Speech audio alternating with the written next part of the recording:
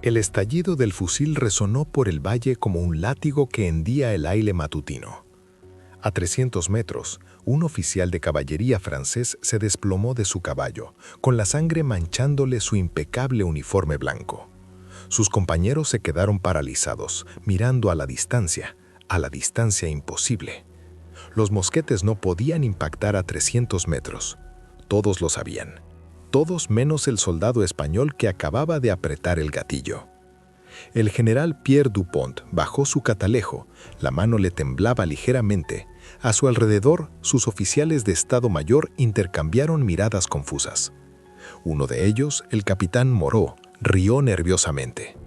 «Un tiro afortunado, mon general. Campesinos con rifles de caza. Se romperán cuando carguemos». Dupont no dijo nada. Había pasado 3 meses en España, 3 meses viendo cómo sus fuerzas supuestamente invencibles eran destrozadas por granjeros y pastores. 3 meses de informes que no creía, que no podía creer porque contradecían todo lo que sabía sobre la guerra.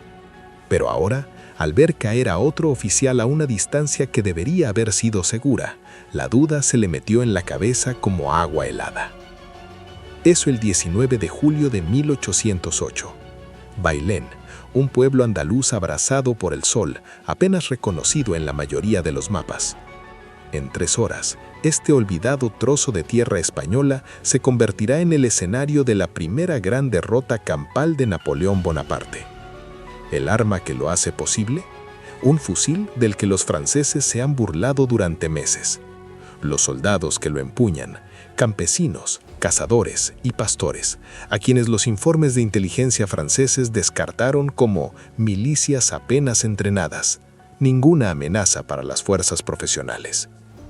Estos informes están a punto de demostrar que son catastróficamente erróneos. Déjame llevarte 6 meses atrás, porque esta historia no empieza con una batalla, empieza con una humillación. Miguel Ruiz tenía 23 años y jamás había matado a nadie. Era un pastor de la Sierra de Granada, un hombre cuyas manos conocían la textura de la lana y el peso de un bastón, no el frío metal de un fusil. Cuando los franceses invadieron España a principios de 1808, Miguel pastoreaba ovejas en una ladera, viviendo la misma vida que su padre y su abuelo, sin esperar que nada cambiara. Luego los franceses llegaron a su pueblo. No la quemaron, al principio no. Simplemente tomaron lo que quisieron: comida, caballos, vino. La hermana menor de Miguel, María, de 17 años y con toda la vida por delante, cometió el error de resistirse cuando un sargento francés intentó arrastrarla a una casa requisada. El sargento la golpeó en la cara con tanta fuerza que le rompió el pómulo. Miguel oyó el crujido a 50 metros de distancia, oyó el grito de su hermana y echó a correr.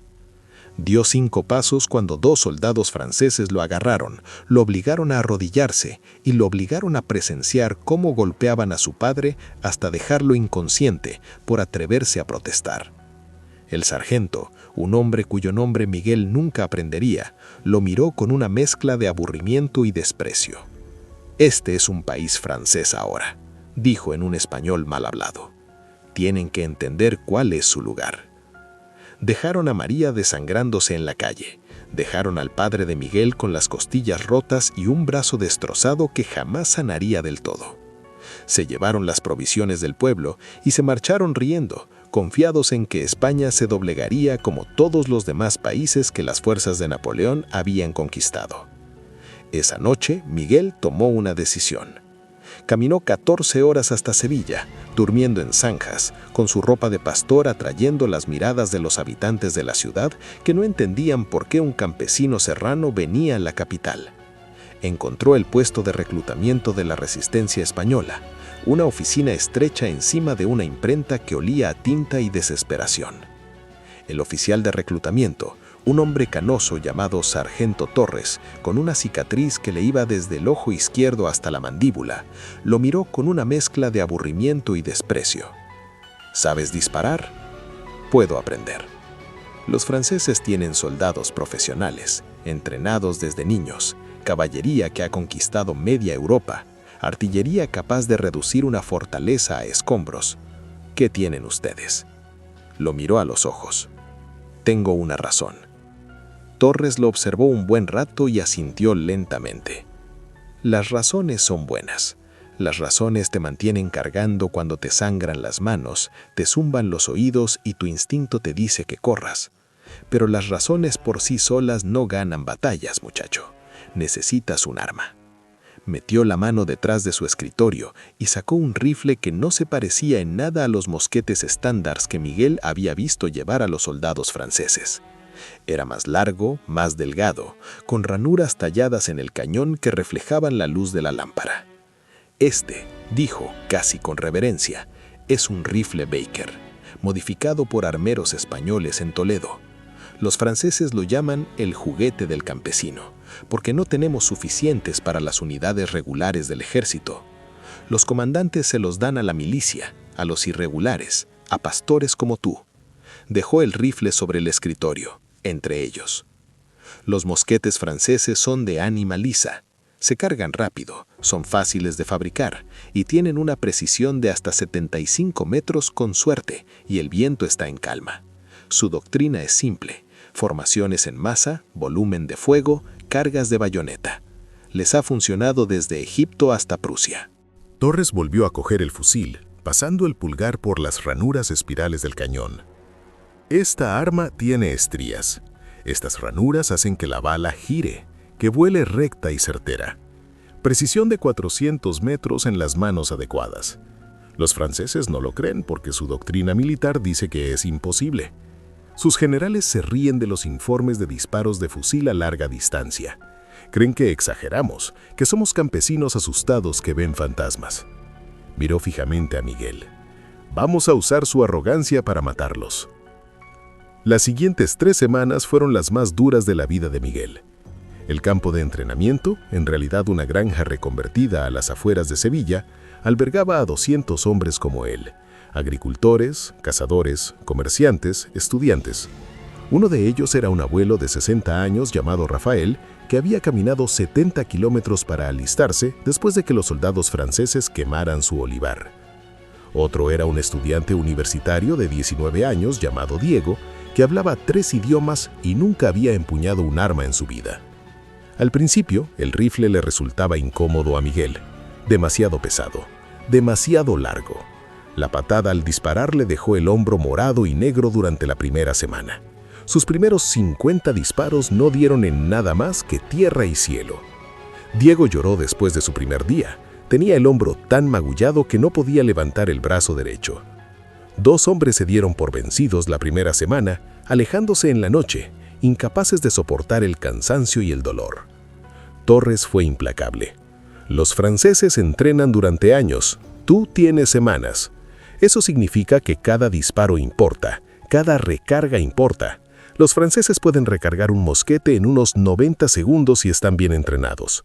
Necesitas recargar este rifle en 30 segundos o estás muerto. Si no puedes, vete a casa. Necesito asesinos, no cadáveres». Las manos de Miguel sangraban por las quemaduras de pólvora. El olor acre de la pólvora se le metió en la ropa, el pelo, los sueños. Se despertaba al amanecer y disparaba hasta que le temblaban demasiado los brazos para sostener el rifle con firmeza. Luego limpiaba el arma, comía pan duro y sopa aguada y volvía a empezar. Pero lenta e increíblemente, algo cambió. Su 51º disparo dio en el blanco, una silueta con forma de hombre a 100 metros. Su 100º disparo dio en el centro de masa. Al final de la segunda semana podía acertar a un blanco del tamaño del torso de un hombre a 200 metros 3 de cada 5 veces. Al final de la tercera semana podía hacerlo a 300 metros con viento. Rafael, el viejo olivanero, resultó ser el mejor tirador de toda la compañía. «Pasé 40 años cazando conejos para la olla», explicó, con sus curtidas manos firmes como una piedra mientras cargaba el rifle. «Siempre tenía que aprovechar el primer disparo. No podía permitirme desperdiciar pólvora». Diego, el universitario, tenía dificultades para disparar, pero destacaba calculando el viento, la distancia y la altitud. Empezó a enseñar a los demás, convirtiendo su tiro instintivo en algo parecido a una ciencia. «La bala cae», explicaba, dibujando diagramas en la tierra con un palo. «A 300 metros hay que apuntar alto, tener en cuenta el viento, la temperatura y el desgaste del cañón. Los franceses no piensan en esto porque disparan en ráfagas a 70 metros. Estamos haciendo algo que nunca han visto. Torres los observó mejorar con sombría satisfacción. «Vienen los franceses», les dijo en su última noche de entrenamiento. El general Dupont tiene 18,000 soldados marchando por Andalucía. Tropas profesionales, caballería, artillería. Han estado ganando todos los combates, aplastando a todas las fuerzas españolas que encuentran. La inteligencia dice que se dirigen a la costa para encontrarse con otro ejército francés. Hizo una pausa para dejar que sus palabras calaran en sus oídos. 200 milicianos mal entrenados contra 18,000 soldados profesionales. «No vamos a enfrentarlos solos», continuó Torres. «El general Castaños está reuniendo a 27,000 soldados españoles en Bailén, pero hay algo que los franceses desconocen, algo que sus espías no han informado porque no lo creen posible. 3,000 de esos soldados serán fusileros como ustedes. 3,000 tiradores capaces de matar a distancias que los franceses consideran seguras». Rafael levantó una mano llena de cicatrices. 3,000 fusiles contra 18,000 mosquetes. No son buenas probabilidades, viejo. Torres sonrió y no había nada agradable en ello. «Estás pensando mal, viejo. Los franceses creerán que se enfrentan a nuestra infantería regular. Avanzarán en sus formaciones estándar, en filas cerradas. 40,000 soldados apiñados en espacios destinados al control y al fuego de salva. Permanecerán en esas formaciones porque así es como se lucha con mosquetes. Acercarse, concentrar el fuego y cargar con bayonetas». Tomó un rifle, sujetándolo firmemente. «Pero no lucharemos con mosquetes. Dispararemos a 300 metros, 400 si las condiciones son propicias. Los franceses sufrirán bajas antes de que se den cuenta que los atacan. Sus formaciones se desintegrarán. Su caballería será inútil porque dispararemos primero a los caballos. Lo siento, pero una carga de caballería deja de ser aterradora cuando la caballería va a pie. Su artillería buscará objetivos invisibles porque estaremos dispersos, móviles, disparando desde la cobertura». Miguel sintió algo frío y agudo en el pecho. «Estás hablando de cambiar la forma de la guerra». «Hablo de usar las armas que tenemos, muchacho. Los franceses tienen mejor entrenamiento, mejor caballería, mejor artillería. Pero nosotros tenemos fusiles que no respetan y un terreno que no comprenden. En territorio guerrillero, en terreno accidentado donde las formaciones no funcionan, 3,000 fusileros valen por 30,000 mosqueteros». Dejó el fusil. «Mañana marchamos a Bailén. Algunos no volverán. Así es la guerra. Pero los que sí lo hagan, habrán hecho algo que todo el continente consideraba imposible. Habrán derrotado al ejército de Napoleón en batalla campal». La marcha a Bailén duró 4 días bajo un calor veraniego que convertía el camino en un infierno. A Miguel le ardían los pies. Sentía que su rifle pesaba 45 kilos. A su alrededor, los hombres cantaban canciones de sus pueblos, compartían historias de las familias que habían dejado atrás y evitaban hablar de la batalla que les aguardaba. Diego caminaba junto a Miguel, su educación universitaria en conflicto con su miedo. «Las matemáticas nos apoyan», dijo, más para sí mismo que para nadie más. Cadencia de fuego multiplicada por precisión multiplicada por alcance equivale a bajas efectivas por minuto. Un mosquetero francés disparando a 75 metros con un 60% de precisión y un tiempo de recarga de 90 segundos crea una matemática táctica diferente a la de un fusilero disparando a 300 metros con un 70% de precisión y un tiempo de recarga de 30 segundos. El factor multiplicador de fuerza es... «Diego», interrumpió Rafael con suavidad. «Ya lo entendemos. Podemos disparar más lejos y con más precisión. Es suficiente». Pero Diego negó con la cabeza. «No lo entiendes. La doctrina táctica francesa fue desarrollada durante décadas por las mejores mentes militares de Europa. Está diseñada para la guerra de mosquetes. Cada formación, cada maniobra, cada estrategia asume que ambos bandos usan mosquetes con el mismo alcance y precisión. Estamos introduciendo una variable que no han previsto, que todo su sistema no está diseñado para contrarrestar. Es como presentarse a un duelo de espadas con un cañón». Miguel pensó en el pómulo roto de su hermana y en el brazo destrozado de su padre. Bien. Llegaron a Bailén el 18 de julio de 1808. El pueblo en sí apenas merecía mención.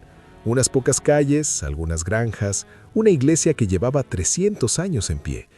Pero el terreno que lo rodeaba era perfecto para lo que el general Castaños había planeado. Colinas onduladas, olivares, terreno accidentado que dificultaría el mantenimiento de las formaciones francesas. Esa noche, Torres reunió a su compañía. Formaban parte de una fuerza mayor, 3.000 fusileros divididos en pequeñas unidades móviles que podían moverse de forma independiente, disparar y reubicarse, antes de que la artillería enemiga pudiera atacarlos. «Mañana», dijo en voz baja, «vendrán los franceses. No saben que estamos aquí. Creen que marchan hacia la costa sin oposición. Cuando se den cuenta de que están atrapados, atacarán, porque eso es lo que hacen los franceses. Vendrán contra nosotros en columnas, esperando que nos desbandemos como todas las demás fuerzas españolas a las que se han enfrentado». Los miró a cada uno por turno. «No se amontonen, no formen filas como la infantería regular.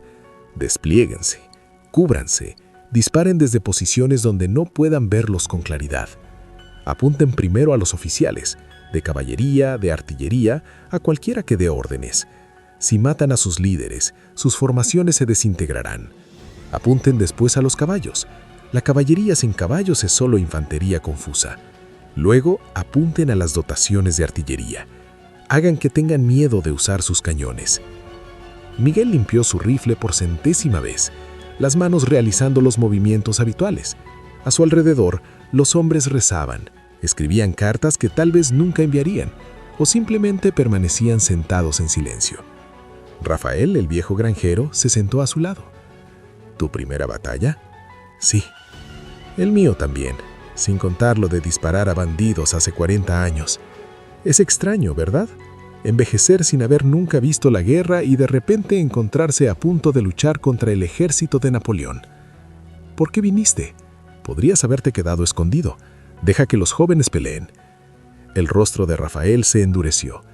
«Quemaron mis olivos. Pasé 40 años cultivando esos olivos, injertando ramas, combatiendo plagas, sobreviviendo a sequías. Mi abuelo plantó algunos de esos árboles. Mis hijos los iban a heredar. Los franceses los quemaron en una tarde porque unos guerrilleros emboscaron un convoy de suministros a 5 kilómetros. Tocó su fusil como si fuera algo sagrado. No lucho por España, muchacho. Lucho por árboles que nunca volverán a crecer». El sol salió el 19 de julio de 1808, y con él llegó el ejército francés. Miguel los vio primero como una nube de polvo en el horizonte, luego como una masa de uniformes azules y bayonetas relucientes que parecía cubrir todo el paisaje. 18.000 soldados en columnas disciplinadas, caballería en los flancos, piezas de artillería tiradas por caballos que parecían imposiblemente grandes desde la distancia. Eran magníficos y aterradores. Una máquina de guerra que había aplastado a todos los ejércitos a los que se había enfrentado durante la última década. Miguel sintió que se le revolvían las entrañas. 3 semanas de entrenamiento parecían absurdamente insuficientes contra esta fuerza profesional, pero entonces recordó lo que había dicho Torres. Los franceses no sabían nada de los fusiles. Avanzaban en formación estándar porque esperaban una guerra de mosquetes estándar. Estaban entrando en una galería de tiro y ni siquiera lo sabían. El general Dupont, observando desde su puesto de mando, percibió los primeros indicios de inquietud. Las fuerzas españolas que se encontraban al frente estaban posicionadas de forma extraña, dispersas en lugar de formar líneas defensivas cerradas. Sus exploradores informaron de unos 20.000 soldados españoles, milicias mal equipadas mezcladas con algunas unidades regulares. El cálculo era simple: 18.000 soldados franceses profesionales contra 20.000 tropas españolas de dudosa calidad. Su caballería por sí sola podría romper sus líneas. Dio la orden de avanzar. Las columnas francesas avanzaban con precisión mecánica, los tambores marcando el ritmo, los oficiales marcando la cadencia. Así se conquistaba Europa, una fuerza abrumadora aplicada con disciplina y coordinación. Lo habían hecho docenas de veces. España no sería la excepción. A 350 metros, Miguel se apostó tras un muro de piedra que dominaba el acceso principal. A su alrededor, Repartidos en 200 metros de terreno accidentado, otros 40 fusileros hicieron lo mismo. Torres había sido claro. La primera descarga apunta a los oficiales. El rifle de Miguel ahora se sentía firme en sus manos, familiar. Podía ver claramente la columna francesa a través de la mira. Oficiales a caballo al frente, con sus uniformes brillantes contra el polvo, convirtiéndolos en blancos perfectos. «Respira», dijo Torres en voz baja. «Elige tu objetivo. Ten en cuenta la distancia, el viento y la caída. Cuando estés listo, dispara». Miguel eligió a un oficial de caballería que montaba un caballo gris, un hombre que no dejaba de señalar y gritar órdenes. Apuntó alto para calcular la distancia, exhaló lentamente y apretó el gatillo. El fusil le dio en el hombro. El oficial de caballería se sacudió hacia atrás, cayó del caballo, se estrelló contra el suelo y no se movió. Alrededor de Miguel, otros 40 fusiles estallaron casi simultáneamente. 40 oficiales y sargentos franceses cayeron al suelo. La columna francesa vaciló, confundida. Los oficiales gritaban, intentando identificar de dónde provenía el fuego. A 350 metros no podían ver con claridad a los fusileros, solo muros de piedra y olivares distantes. Sus mosquetes no alcanzaban esa distancia. Su doctrina decía que estaban a salvo a esa distancia. Estaban equivocados. Miguel recargó con manos temblorosas, pólvora, bala, ariete, cebador, amartillado. Durante 30 segundos, como si estuviera entrenando. Su segundo disparo alcanzó a un sargento que intentaba restablecer el orden. El tercero alcanzó a un oficial de artillería que corría hacia sus cañones. Al otro lado del campo de batalla, 3.000 fusiles disparaban con precisión letal. Las bajas francesas aumentaban a una velocidad aterradora. Una muerte cada 5 segundos. Oficiales cayendo sin previo aviso, caballos de caballería relinchando y desplomándose, artilleros muriendo antes de poder desenrollar sus cañones. El capitán Moreau, pie junto al general Dupont, lo miraba con incredulidad. «¿Cómo? ¿Cómo nos están atacando a esta distancia? Los mosquetes no pueden...» «Esos no son mosquetes», dijo Dupont en voz baja, pálido. Había oído los informes de otros comandantes, informes que había descartado como exagerados. Fusiles españoles que podían disparar a 400 metros. Se rió de esos informes, los calificó de imposibles y le dijo a su Estado Mayor que los soldados asustados siempre sobreestimaban la capacidad del enemigo. Ahora ya no se reía. «Ordenen a la caballería que cargue», gritó Moreau. «Rompan sus líneas antes de que...» No terminó la frase. Una bala le dio en el pecho y lo atravesó el peto como si fuera de papel.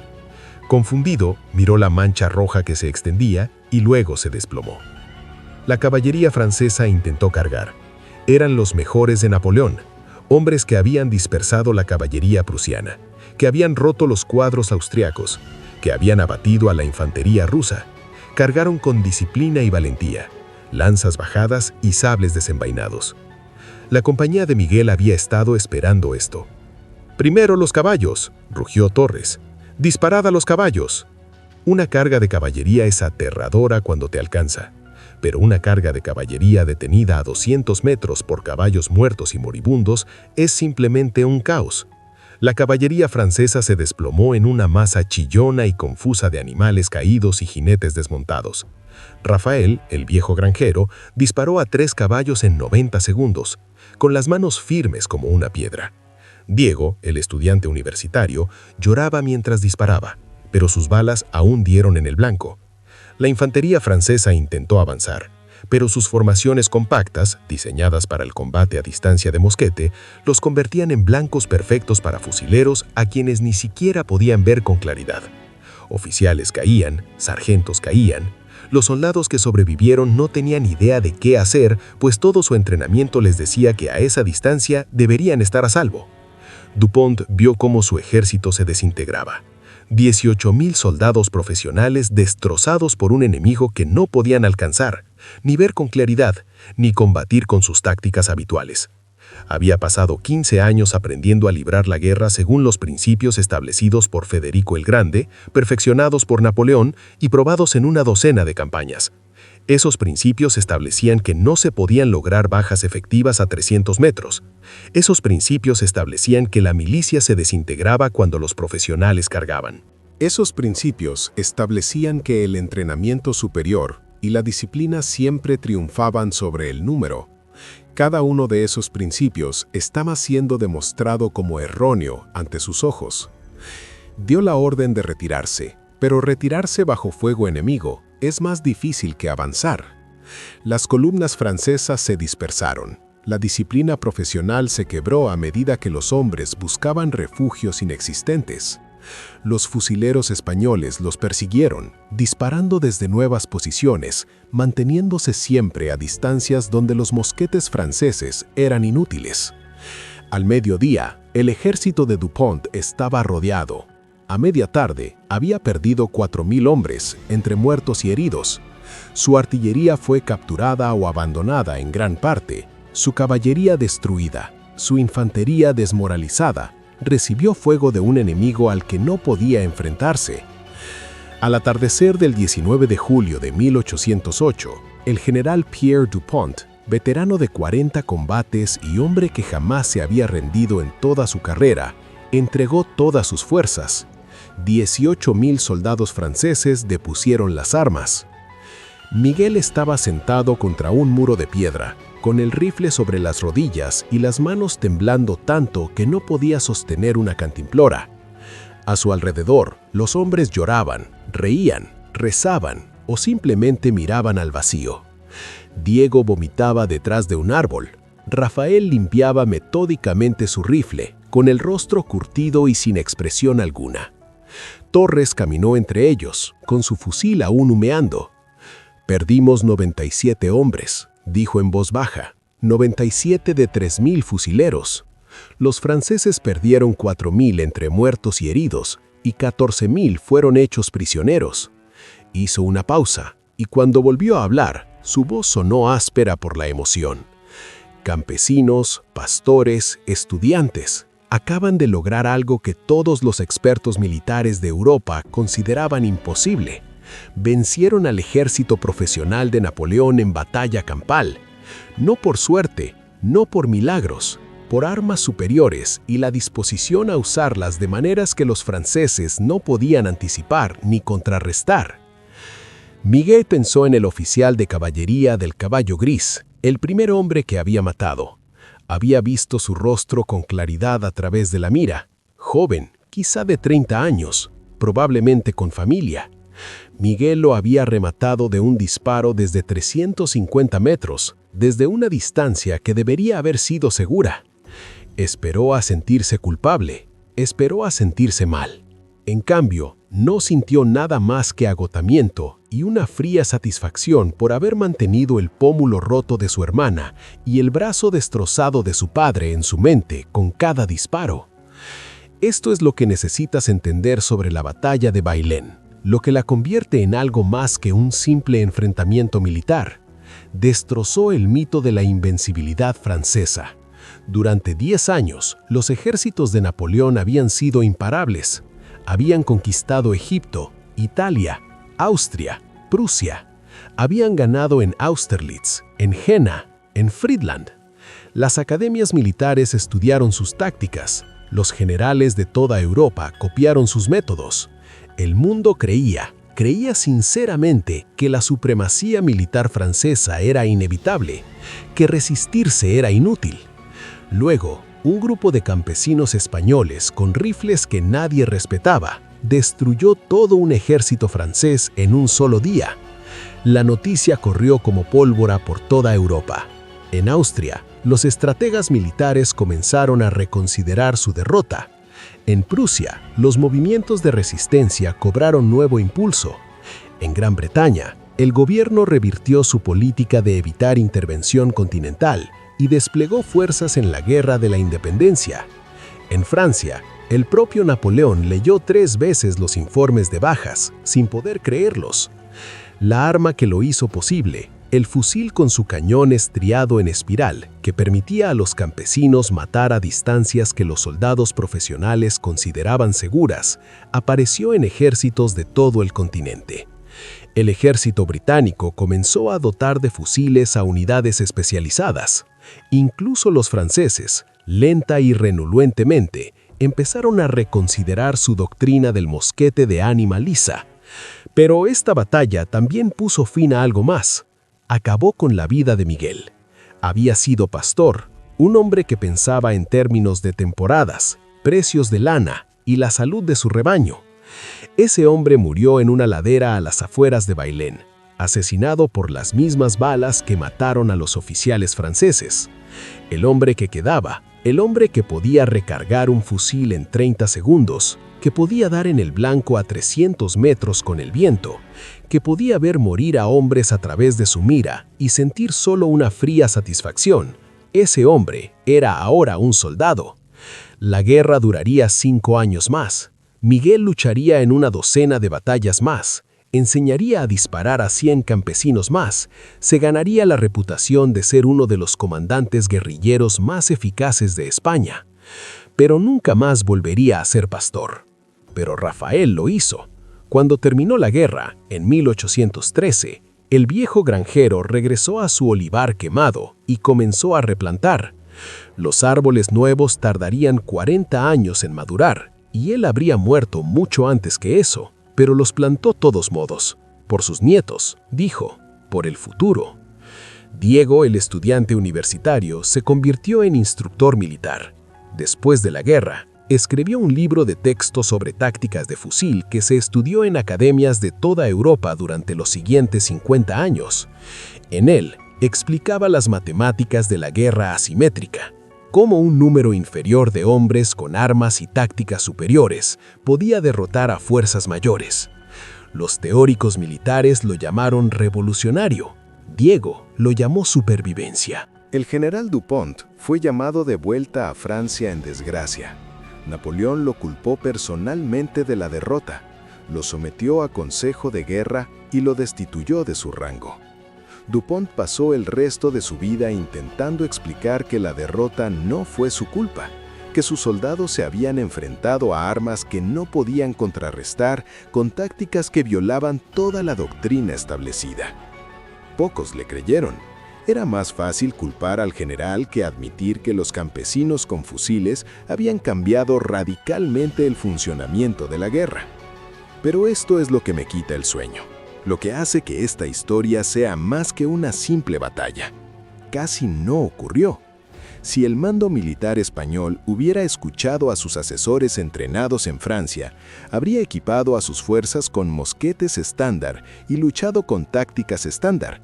Esos asesores argumentaron literalmente en contra de los fusiles, argumentando que eran demasiado lentos de cargar, demasiado caros de fabricar e inadecuados para una milicia mal entrenada.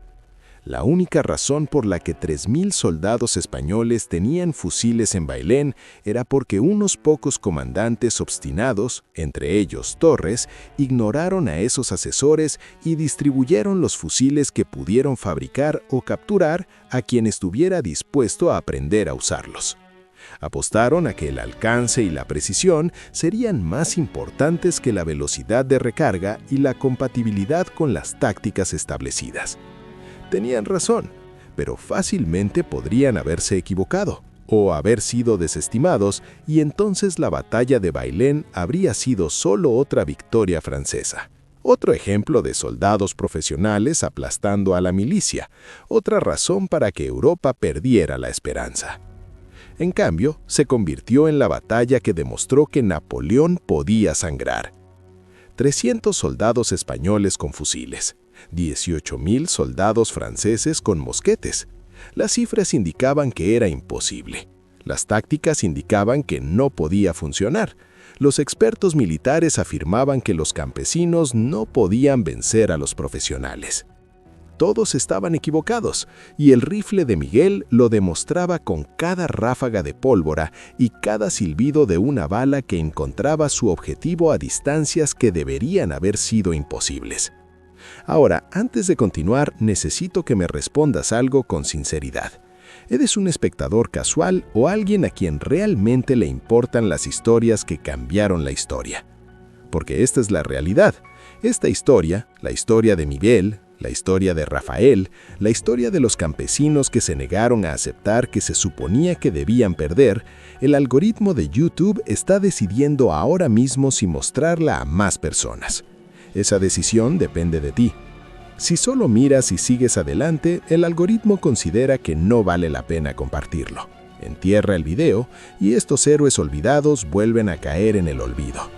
Pero si te tomas 3 segundos para darle a me gusta, si te suscribes para no perderte historias como esta, si comentas Guerrero abajo, el algoritmo lo nota. Difunde el video a más gente. Más gente aprende que a veces los que no son favoritos ganan. Tú decides, mantén viva esta historia o que desaparezca en los libros de historia que nadie lee. Dale a me gusta si Miguel, Rafael y Diego merecen ser recordados. Suscríbete si quieres más historia militar enterrada. Comenta Guerrero si crees que el coraje y la innovación importan más que los recursos y la reputación. 3 segundos, solo se necesitan. ¿Puedes hacer lo que hicieron esos soldados españoles? ¿Puedes actuar en lugar de solo observar? Demuéstralo. Ahora bien, ¿dónde estábamos? Justo después. La batalla de Bailén no fue el final de la Guerra de la Independencia. Fue apenas el comienzo. Los franceses regresarían con más soldados, mejores tácticas y órdenes del propio Napoleón para aplastar la resistencia española con una fuerza abrumadora. La guerra se prolongaría por 5 años más, cobrando cientos de miles de vidas en ambos bandos. Pero algo había cambiado, algo que no podía permanecer inalterado. El golpe psicológico de Bailén resonó en cada batalla posterior. Los soldados franceses que avanzaban por España sabían que los campesinos podrían estar observando desde las laderas con fusiles, que no estaban seguros ni siquiera cuando las fuerzas enemigas parecían distantes. Ese conocimiento, ese miedo, degradó la disciplina, alentó los avances y encareció enormemente la ocupación en vidas y recursos. La resistencia española, mientras tanto, obtuvo algo invaluable. La prueba de que la resistencia importaba. Antes de Bailén, muchos españoles consideraban la ocupación francesa inevitable, algo que soportar en lugar de luchar. Después de Bailén, el reclutamiento para las guerrillas se disparó. Si los campesinos lograban destruir un ejército profesional, entonces tal vez, solo tal vez, España podría sobrevivir a esta guerra. Los fusiles se convirtieron en símbolos.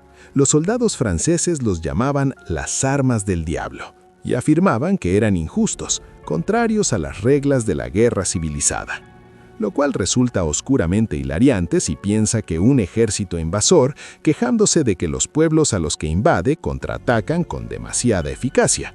Pero ese camjinto revela algo. Los fusiles violaban las expectativas francesas sobre cómo debería funcionar la guerra. Introdujeron la imprevisibilidad en un sistema que los franceses creían dominar. Miguel llevó su fusil a través de 12 combates importantes más e innumerables escaramuzas. Llegó a capitán, luego a comandante, liderando unidades guerrilleras cada vez más numerosas especializadas en emboscadas a larga distancia.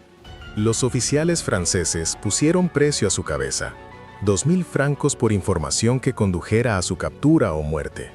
Tenía 30 años al terminar la guerra, aparentando 50, con cicatrices de una docena de heridas y la mirada atormentada de quien había matado a más hombres de los que podía contar. Sin embargo, conservó su fusil. Después de la guerra, cuando el ejército español intentó confiscar armas a exguerrilleros, Miguel lo escondió en un compartimento bajo el suelo de su granero. A veces lo sacaba, tarde por la noche, lo limpiaba con aceite y lo cuidaba, aunque nunca volvería a dispararlo. Sus hijos le preguntaron una vez por qué lo guardaba. Porque, dijo lentamente, eligiendo sus palabras con la precisión que antes usaba para elegir objetivos, cuando los franceses llegaron a nuestro pueblo, cuando hirieron a tu tía y a tu abuelo, me sentí indefenso, no pude detenerlos. No pude proteger a la gente que amaba. Ese rifle, esa arma en particular, me permitió convertirme en alguien que podía proteger a la gente. Convirtió a un pastor indefenso en un soldado que ganaba batallas. Lo conservo para recordar que la impotencia no tiene por qué ser permanente, que las personas pueden cambiar si están dispuestas a soportar el dolor de cambiar. Su hija, de 15 años y tan aguda como su padre, le hizo la pregunta que llega al corazón de todo. ¿Valió la pena? Los 5 años de guerra, todas esas muertes, ¿valió la pena resistir? Miguel reflexionó sobre ello durante un buen rato. Los franceses mataron a 300.000 españoles durante la ocupación, dijo finalmente. Nosotros matamos a unos 200.000 franceses. Esas son las cifras oficiales y probablemente sean bajas. Así que en términos aritméticos, quizá la resistencia costó más vidas de las que salvó. Quizá si nos hubiéramos rendido, habría muerto menos gente. Tomó el rifle y lo sostuvo sobre sus rodillas. Pero esto es lo que esos números no cuentan, lo que habríamos perdido si nos hubiéramos rendido. Nuestra lengua, con el tiempo, nuestra cultura, nuestra sensación de ser españoles en lugar de súbditos franceses. Los franceses no querían ocupar España temporalmente, querían absorberla, convertirla en una parte más de su imperio. Y tal vez, podríamos haber vivido con eso. Tal vez dentro de 50 años, los niños españoles habrían crecido hablando francés, considerándose franceses, olvidando que sus abuelos fueron alguna vez otra cosa. Sostuvo la mirada de su hija. Pero habrían sido personas diferentes. La España que se rindió habría sido un país diferente. Y no puedo, mirar las cicatrices de tu tía y decir que quienes las causaron merecían ganar. Así que sí, creo que valió la pena. No porque resistir fuera inteligente, eficiente o rentable, sino porque hay cosas que importan más que la supervivencia. La dignidad importa, el derecho a defenderse importa, saber que no te dejaste vencer sin más importa. Esa es la verdadera lección de Bailén, creo. No la innovación táctica, ni la tecnología armamentística, ni siquiera la victoria militar. La verdadera lección es que la decisión de resistir, incluso cuando la resistencia parece inútil, incluso cuando todos los expertos dicen que se perderá, incluso cuando los expertos apuestan por la rendición, esa decisión importa de maneras que trascienden la simple aritmética militar. El imperio francés perduró 7 años más después de Bailén. Napoleón gobernó hasta 1815. Pero la herida psicológica de aquella batalla nunca sanó. Demostró que el imperio podía ser derrotado, que los pueblos ocupados podían resistir con eficacia, que la innovación tecnológica y táctica podía superar la superioridad numérica y profesional. Esas lecciones inspiraron movimientos de resistencia en Rusia, Alemania e Italia. Los historiadores discuten si Bailén causó directamente la derrota final de Napoleón, pero no cabe duda de que contribuyó a la lenta erosión de la invencibilidad francesa que la hizo posible. Los fusiles, esos maravillosos, letales y revolucionarios fusiles, evolucionaron a convertirse en las armas estándar de la infantería del siglo XIX. Para 1850, la mayoría de los grandes ejércitos habían abandonado por completo los mosquetes de ánima lisa en favor de armas estriadas.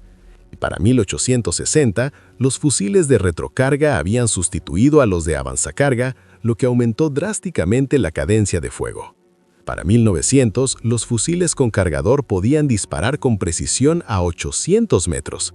La línea tecnológica va directamente del fusil Baker de Miguel a los modernos fusiles de francotirador capaces de matar a 2000 metros. Pero todo empezó en Bailén, con campesinos que se negaban a aceptar que 300 metros era demasiado, que los pastores no podían vencer a soldados profesionales y que los pueblos ocupados debían rendirse con dignidad.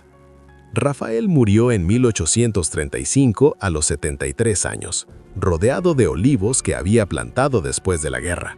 Algunos por fin daban fruto. Sus nietos heredaron la granja y las historias, y cada año el 19 de julio vertían vino en el suelo donde se habían quemado los viejos árboles, un brindis por el abuelo que había matado a la caballería francesa a 300 metros de altura para vengarlos. Diego vivió hasta 1857, enseñando tácticas militares a 3 generaciones de oficiales que luego lucharon en guerras por todo el mundo. Su libro de texto sobre tácticas de fusil se tradujo a 8 idiomas. Nunca se casó ni tuvo hijos. Afirmaba que sus alumnos eran familia suficiente. En sus diarios privados, publicados después de su muerte, escribió: «Maté hombres en Bailén. No recuerdo sus caras, pero sí las matemáticas. Alcance por precisión, por cadencia de tiro, es igual a supervivencia. He pasado 40 años enseñando esas ecuaciones a jóvenes oficiales, con la esperanza de que nunca las necesiten, sabiendo que sí las necesitarán. Miguel vivió hasta 1863, tiempo suficiente para ver cómo España cambiaba de maneras que apenas reconocía. Tenía 78 años cuando murió. Su cuerpo finalmente se rindió tras décadas de acarrear heridas que nunca cicatrizaron del todo. Sus hijos encontraron el fusil bajo el suelo del granero cuando estaban recogiendo sus pertenencias. Lo donaron a un museo militar en Madrid, donde hoy se encuentra tras un cristal con una pequeña placa que dice «Fusil Baker modificado, portado por el capitán Miguel Ruiz durante la Guerra de la Independencia, 1808 a 1813, utilizado en la Batalla de Bailén». La placa no menciona que este fusil en concreto mató al menos a 47 soldados franceses. No menciona a la hermana de Miguel, ni a su padre, ni el pueblo donde su vida cambió. No menciona las 3 semanas de entrenamiento que convirtieron a un pastor en fusilero, ni el momento en que se dio cuenta por primera vez de que podía dar en el blanco a distancias que deberían haber sido imposibles. Es solo un rifle detrás de un vidrio y a menos que conozcas la historia, pasarías de largo sin mirarlo 2 veces. Eso es lo que a veces me molesta de la historia. Reducimos estos acontecimientos enormes, complejos y emocionalmente devastadores a placas, exhibiciones de museos y libros texto aburridos. La Batalla de Bailén, 19 de julio de 1808. Victoria española. Bajas, 2.000 franceses muertos o heridos, 14.000 capturados, 1.200 españoles muertos o heridos. Importancia: primera gran derrota francesa, inspiró los movimientos de resistencia en Europa. Todo cierto, todo importante y todo completamente inadecuado para capturar lo que se sentía ser Miguel, de 23 años, con las manos sangrando por quemaduras de cuerda, apretando el gatillo y viendo morir a un hombre a 300 metros de distancia. Lo que se sentía ser Rafael, de 60 años, disparando metódicamente a los caballos, porque matar animales era, de alguna manera, más fácil que matar a los hombres que los montaban. Lo que se sentía ser Diego, de 19 años, llorando, vomitando, cargando y disparando, porque sobrevivir significaba convertirse en alguien que nunca quiso ser. Esos sentimientos no caben en placas, no se reducen a estadísticas, pero son la esencia misma de la historia, la experiencia humana que los números y las fechas no pueden capturar. Y aquí está la clave, lo crucial que conecta esa batalla de 1808 con lo que estás viendo en este video. Esos hombres luchaban por el derecho a ser recordados, no necesariamente como individuos, sino como prueba de que la resistencia importaba, de que quienes se suponía que iban a perder a veces podían ganar, de que los poderosos no son invencibles. Si este video muere en el algoritmo, si queda sepultado bajo contenido sobre celebridades, drama y controversias inventadas, entonces, en un sentido muy real, vuelven a perder. Su historia se olvida. La lección que inspiró los movimientos de resistencia en toda Europa queda reducida a un párrafo en un libro texto que nadie lee. Pero si has llegado hasta aquí, 38 minutos de denso contenido histórico sobre una batalla de la que la mayoría de la gente desconoce, eres justo el tipo de persona que puede mantener viva esta historia. Compártela, envíasela a alguien que ame la historia militar, públicala, cuéntale a la gente sobre Miguel, Rafael y Diego, y los fusiles que cambiaron la guerra. Haz que su sufrimiento signifique algo, porque eso era por lo que luchaban. En realidad, no por gloria, fama o reconocimiento histórico. Luchaban por la simple y profunda idea de que sus vidas, sus familias, su cultura, su dignidad importaban lo suficiente como para defenderlas. Y si su historia importa, entonces necesita ser contada, necesita ser compartida, necesita sobrevivir más allá de las placas de museos y los artículos académicos que 3 personas leen. Ahora es tu responsabilidad. Eres parte de esta historia. Te hayas dado cuenta o no, el algoritmo está observando para ver si este contenido, que llevó semanas de investigación y horas de escritura, es lo suficientemente atractivo para llegar a más gente. Observando para ver si los espectadores les importa una historia que no esté depurada, simplificada o reducida a anécdotas entretenidas. Demuestra que te importa. Dale a me gusta, no por mí, sino por Miguel. Suscríbete, no para ayudar a un creador de contenido, sino para asegurar que se cuenten historias olvidadas. Comenta nunca olvidar si crees que las personas que sufrieron y murieron por su dignidad merecen ser recordadas. Y aquí está la cuestión. Esta ni siquiera es la historia completa. Lo que ocurrió 3 meses después de Bailén, cuando el propio Napoleón llegó a España con un ejército de 200.000 soldados, cuando él mismo dirigió la campaña por vengar esta humillación, cuando la resistencia española se enfrentó a todo el peso del imperio francés, es una historia que hace que Bailén se parezca a una escaramuza menor. Te contaré esa historia, pero solo si te suscribes, porque así sabré que de verdad quieres escucharla. Así el algoritmo sabrá que este contenido es importante. Próximo video: la venganza personal de Napoleón. Cómo intentó borrar a Bailén de la historia. Se estrena en una semana, pero solo los suscriptores reciben la notificación. Comenta parte 2 si quieres la historia completa. Si esta sección de comentarios llega a los 5000, la subiré pronto. Ahora es tu decisión. Sigue leyendo y deja que esta historia muera, o tómate 10 segundos para asegurarte de que sobreviva. Miguel eligió caminar 14 horas para alistarse en lugar de esconderse.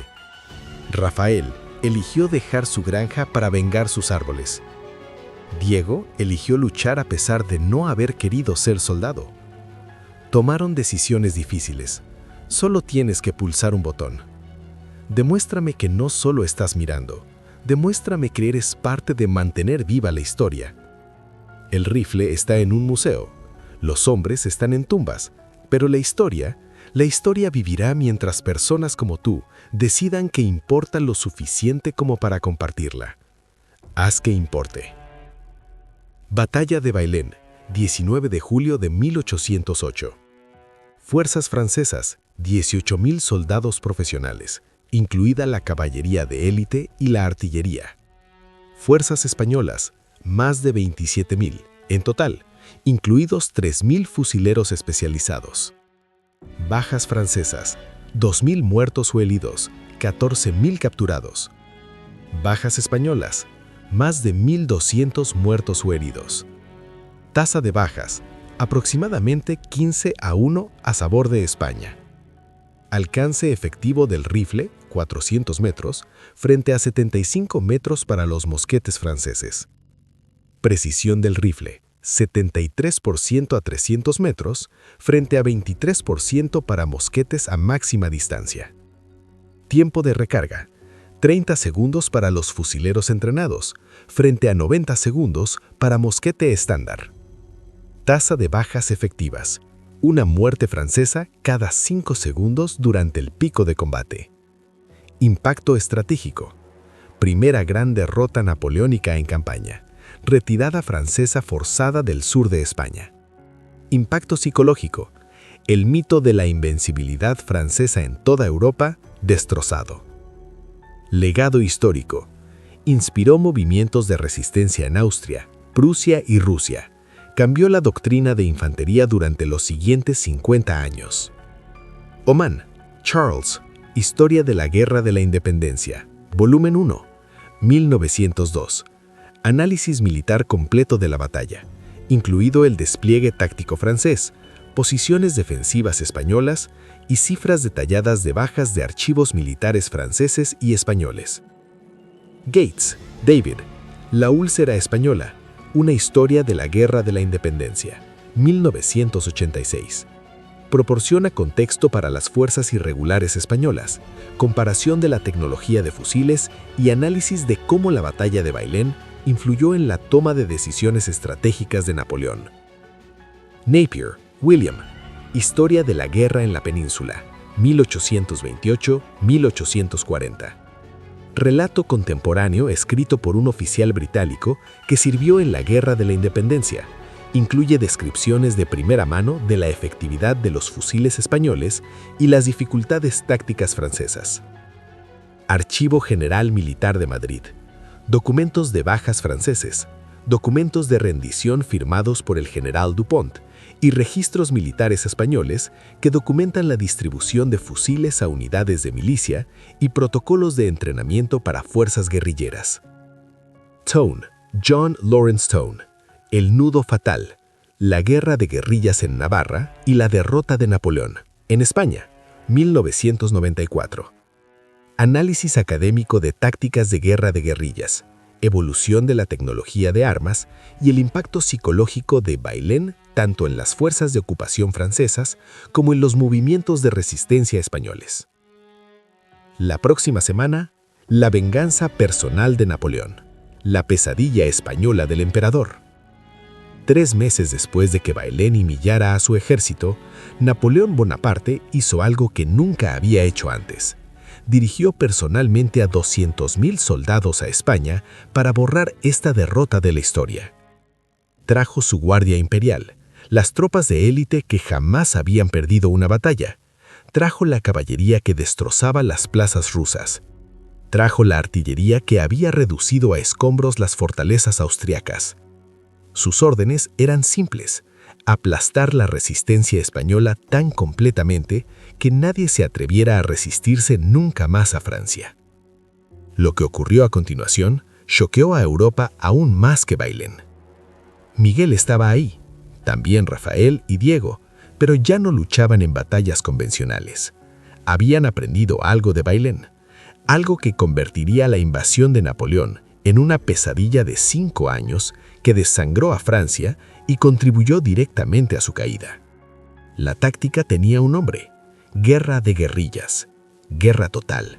Cada pesano un soldado en potencia, cada camino una emboscada en potencia, cada convoy de suministros un objetivo. Napoleón la llamó la úlcera española. Consumió 300.000 soldados franceses y rompió para siempre el mito de la invencibilidad francesa. El siguiente video revela cómo las tácticas de Miguel evolucionaron hasta convertirse en doctrina guerrillera moderna. Las modificaciones específicas de las armas que hicieron que los rifles españoles fueran aún más letales.